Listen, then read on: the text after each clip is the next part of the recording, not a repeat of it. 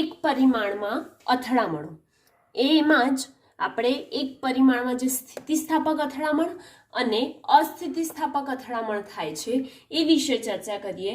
પણ સૌથી પહેલા કોની વાત કરીશું તો એક પરિમાણમાં સ્થિતિસ્થાપક અથડામણ સમજાવી અથડામણ બાદના વેગ મેળવવાના છે. અથડામણ બાદના વેગ મેળવીએ એનો મતલબ કે વેગનું સૂત્ર મેળવીશું. અથડામણ પછી કેટલો વેગ હતો એ આપણે મેળવવાનો છે. ઓકે, તો આકૃતિ આપણે દોરીએ. ધારો કે મારી પાસે બે પદાર્થ છે. કયા બે પદાર્થ? તો ધારો કે એક પદાર્થ છે એ અને એક બીજો પદાર્થ છે બી.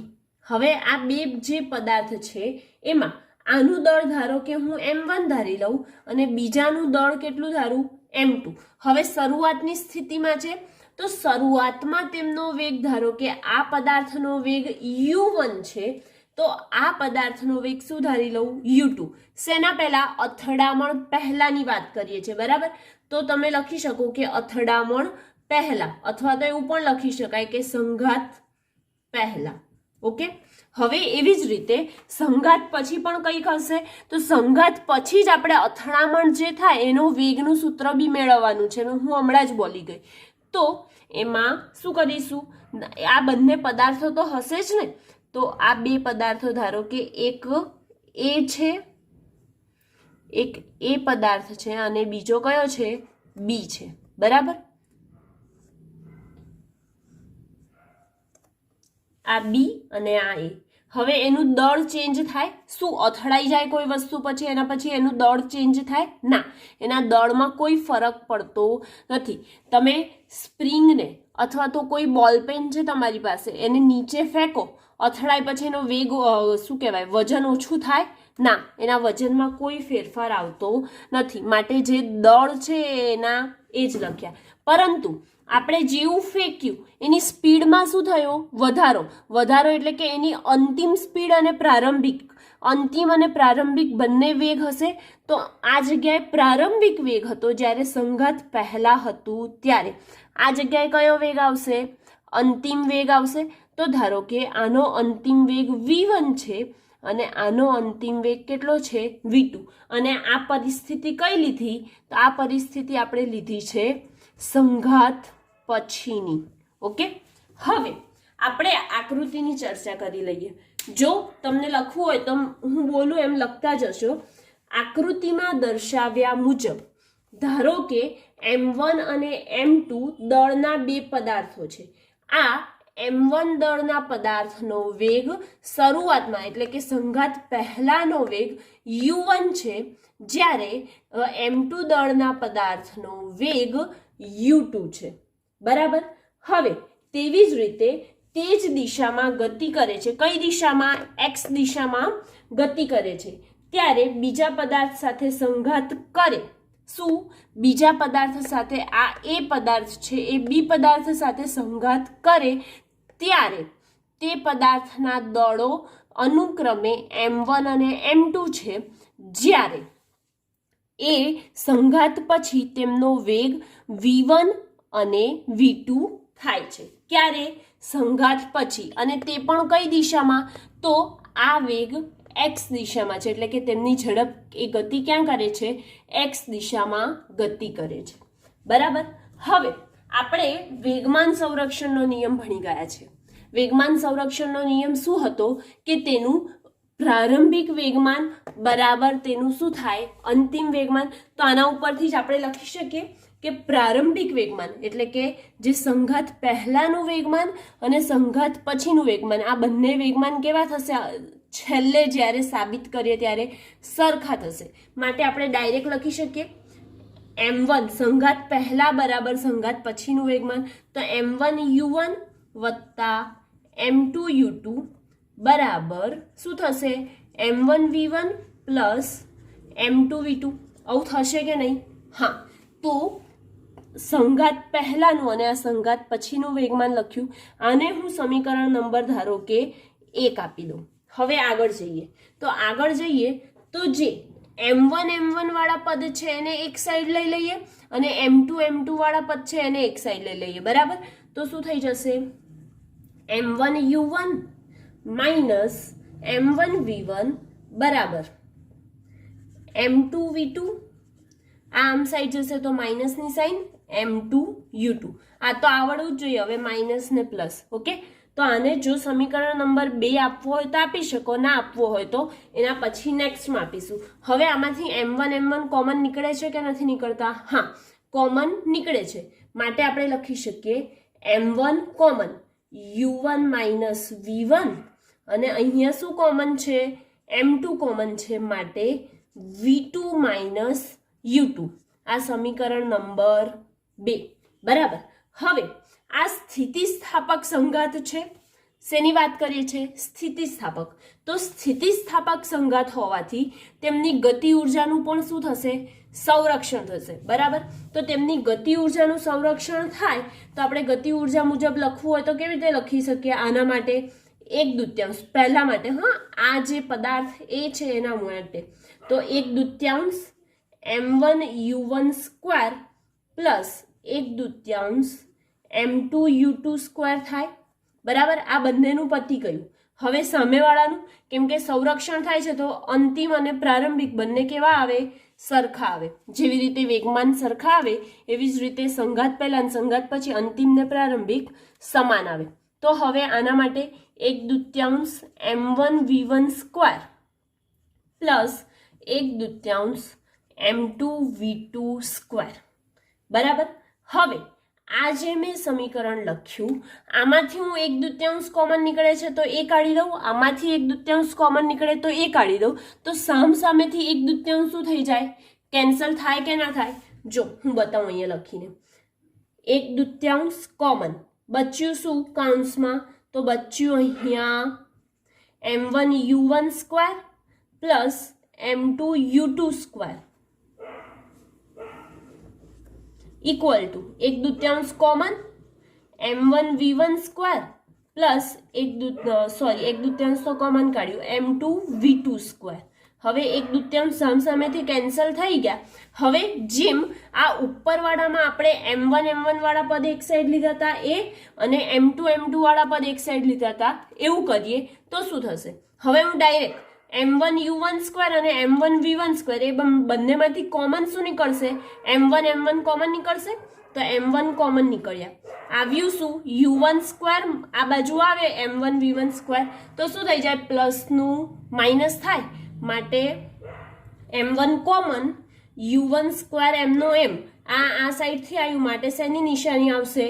માઇનસની આવી હતી તો અહીં પણ માઇનસની નિશાની.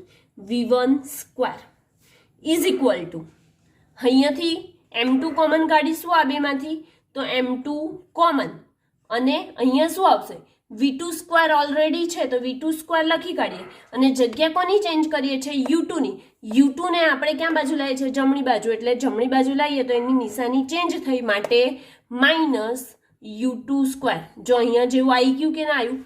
ખાલી અહીંયા સ્ક્વેર છે, આમાં સ્ક્વેર નથી. તો હવે આને u1 square minus v1 square a નો વર્ગ ઓછા b નો વર્ગ. આવું સૂત્ર ભણી ગયા કે નહીં ભણી ગયા? a square minus b square is equal to શું થાય? a minus b, a plus b. આવું ભણી ગયા, બરાબર. તો આ જ સૂત્ર અહીંયા લગાવીએ. તેથી m1 u1 minus v1 u1 plus v1 થાય, બરાબર. શું કર્યું? a ની જગ્યાએ મેં u1 લીધો અને b ની જગ્યાએ v1 લીધો તો a minus b, a plus b, u1 ઓછા v1, u1 વત્તા v1. હવે આ બાજુ તમે જાતે લખો તો શું થાય? m2 લખ્યા એમના એમ, અહીં શું થઈ જશે? v2 છે અને u2 છે તો શું થાય? v2 ઓછા u2 અને v2 વત્તા u2, બરાબર. આ આપણે લખાઈ ગયું. હવે આને હું સમીકરણ નંબર ધારો કે શું આપી દઉં? 3 આપી દઉં. હવે આ જે ત્રીજું સમીકરણ છે અને બીજું સમીકરણ છે આ બે સમીકરણનો આપણે ઉપયોગ કરીએ તો સમીકરણ 3 ને સમીકરણ 2 વડે ભાગતા. શું બોલું છું? ધ્યાનથી સાંભળો. સમીકરણ 3 ને સમીકરણ 2 વડે ભાગતા. જો ધ્યાન ના રહે તો અહીં લખી કાઢું. 3 ને 2 વડે ભાગતા. હવે સમીકરણ 3 ને આપણે 2 વડે ભાગીએ તો શું થાય? પોતે જાતે જ કરાય એવું છે આ તો, બરાબર. તો હવે 3 સમીકરણ નંબર 3 છે એને હું 2 વડે ભાગું તો આપણે જમણી બાજુ અને ડાબી બાજુ બંનેને પોતપોતા જોડે ભાગવું પડશે. તો પહેલા હું ડાબી બાજુને ભાગું છું. તો m1 અને m1 ભાગ્યા m1 શું થશે? Cancel. u1 minus v1 u1 minus v1 આ બંને પણ ઉપર નીચેથી કેન્સલ. બચ્યું શું? u1 plus v1 બચ્યું. તો હું અહીંયા લખીશ u1 પ્લસ v1. બરાબર પડે છે ખબર? હવે u1 પ્લસ v1 આવી ગયું. આ બાજુ જોઈએ તો m2 ભાગ્યા આ વાળો m2 શું થઈ જાય? કેન્સલ ઉપર નીચેથી. પછી v2 ઓછા u2 અને અહીં ઉપર શું છે? v2 ઓછા u2. તો આ બંને ઉપર નીચેથી કેન્સલ. બચ્યું શું? v2 વત્તા u2 બચ્યું કે નહીં? હા, તો v2 વત્તા u2 બચ્યું તો આપણે અહીંયા શું લખીશું? v2 વત્તા u2. બરાબર. આને જો હું સમીકરણ નંબર 4 આપી દઉં. હવે u1 વાળા પદ એક સાઈડ લઈ લઈએ અને v1 વાળા પદ એક સાઈડ લઈ લઈએ તો શું થઈ જશે? u1 આ u2 આ સાઈડ જશે એટલે minus u2 is equal to v2 એમનો એમ, v1 ક્યાં જશે? ડાબી બાજુ, માટે માઇનસ v1. અને આ છે આપણો સમીકરણ નંબર 5. હવે આ સંઘાત પહેલાનો બીની સાપેક્ષે એનો સાપેક્ષ વેગ એ સંઘાત પછીના એની સાપેક્ષે બીના સાપેક્ષ વેગ જેટલો હોય છે. શું? ફરીથી બોલું છું, સાંભળજો ધ્યાનથી. સંઘાત પહેલાનો બીની સાપેક્ષે એનો સાપેક્ષ વેગ એ સંઘાત પછીના એની સાપેક્ષના બીના સાપેક્ષ વેગ કરતા કેવા હોય છે? એના જેટલો છે. એટલે કે આ બંને કેવા થઈ જાય? સમાન થાય છે. તો આ સમાન થાય છે તો જે આપણું સમીકરણ નંબર 4 છે, કયું સમીકરણ નંબર 4 છે એને શેના વડે ગુણીએ? આપણે m2 વડે ગુણી દઈએ અને m2 વડે ગુણ્યા બાદ એકમાંથી આપણે બાદ કરીએ. શું? સમીકરણ 1 માંથી સમીકરણ 4 ને જ્યારે m2 વડે ગુણી દઈએ એ પછી એને બાદ કરીએ. તો આપણે આખું લખીએ કે શું કરવાનું છે આપણે પ્રોસેસ. તો સમીકરણ 4 ને m2 વડે ગુણવાના છે ગાઈસ. તો m2 વડે ગુણી સમીકરણ 1 માંથી બાદ કરતા. ઓકે, હવે ખબર પડી. હવે પહેલા સમીકરણ 4 ને આપણે શેના વડે ગુણી કાઢીએ? m2 વડે ગુણી કાઢીએ. તો m2 વડે ગુણી દઈશું તો શું થઈ જશે? m2 u1 plus m2 v1 બરાબર m2 v2 plus m2 u2. કોઈ પણ વસ્તુ કરીએ તો જમણી બાજુ કરીએ એની એ વસ્તુ ડાબી બાજુ કરવી પડે કે ના કરવી પડે? જો તમારે 2 વડે આ સમીકરણને ગુણવું હોય તો તમે 2 વડે જમણી બાજુ બી ગુણો અને ડાબી બાજુ બી ગુણો. એટલે કે બંને બાજુ તમારે એને ગુણવું પડે. બરાબર. હવે આ જે છે પદ, તો ડાબી બાજુનું પદ ડાબી બાજુ મૂકીશું અને જમણી બાજુનું પદ જમણી બાજુ. પરંતુ શું કરવાનું છે આપણે? બાદબાકી, એટલે કે બાદબાકીના સ્વરૂપમાં મૂકીશું. તો પહેલા આ વાળું ડાબી બાજુનું પદ લખી કાઢીએ. શું છે આપણું પદ? m1 u1 plus m2 u2 minus m2 u1 minus m2 v1 બરાબરની નિશાની હવે આવી. હવે ફરીથી આ બાજુ આવીએ તો આ બાજુ શું છે? m1 v1 plus m2 v2 minus m2 v2 minus m2 u2. પડી ખબર અહીં સુધી કે ના પડી? તો m1 u1 plus m2 u2 minus m2 u1 અને માઇનસ m2 v1. હવે આ જે આપણે સમીકરણ લખ્યું એમાં આ બાજુ વત્તા m2 v2 અને ઓછા m2 v2 આવે છે. તો આને હું ડાયરેક્ટ કેન્સલ કરી શકું. બરાબર. તો એને મેં પ્લસ અને માઇનસની સાઇન કેન્સલ કરી દીધી. તો આપણી પાસે જે m1 વાળું પદ છે એ અલગથી લઈ લઈએ અને m2 વાળું પદ છે એને અલગથી લઈ લઈએ. તો જોઈએ આપણે શું કરીએ. આ જે m2 વાળું પદ છે m2u2 એ વાળા પદને આપણે ડાબી બાજુ લઈ આવીએ તો શું થઈ જશે m1u1 plus m2u2 plus m2u2 આ વાળું લઈ લીધું, બે પદ જોડે. હવે આમાં m1u1 વાળું જે પદ છે ને એવી જ રીતે m2u1 વાળું છે તો u1 વાળું પદ એને આ બાજુ જ રાખીએ માઇનસ m2u1 આ વાળું પદ મેં આ બાજુ જ રાખ્યું. હવે મારે કયું પદ બચ્યું તો મારી પાસે આ વાળું પદ બચ્યું છે તો એને હું જમણી બાજુ લઈ જાઉં છું. ઓકે, તો એને આપણે જમણી બાજુ લઈ જઈએ. ઇક્વલ ટુની સાઇન કરવી પડશે. અહીં છે એ બચ્યું શું m1v1 આ માઇનસની સાઇન છે આ બાજુ જશે ડાબી બાજુ જમણી બાજુ ડાબી બાજુ તરફથી જમણી બાજુ જશે તો શું થઈ જશે પ્લસ m2v1 થશે. બરાબર, તો m2v1 એમના એમ રાખ્યા. હવે કયા સમીકરણમાં? આ જ સમીકરણમાં. તો m1u1 અને m2u1 તો u1 છે તો એમને u1 ને શું કરીએ આપણે કોમન કાઢીએ. અહીં બચ્યું શું m1 minus m2. Okay, m2u2 plus m2u2 શું થઈ જાય 2 ટાઈમ m2u2 થાય. 2 વત્તા 2 શું થાય 4. 1 વત્તા 1 શું થાય 2. તો અહીંયા કશું નથી એટલે કે 1 અને અહીંયા પણ 1 છે. x વત્તા x 2x થાય. એવી જ રીતે m2u2 પ્લસ m2u2 શું થઈ જશે 2 ટાઈમ m2u2.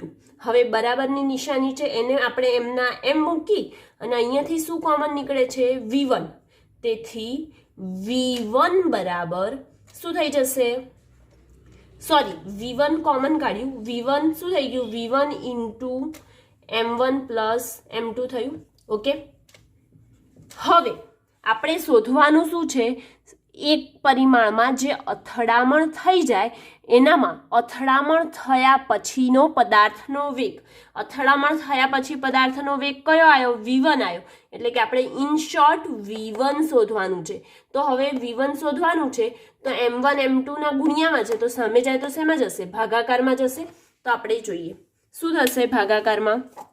અહીં થોડુંક હું આ રફ કરી દઉં છું.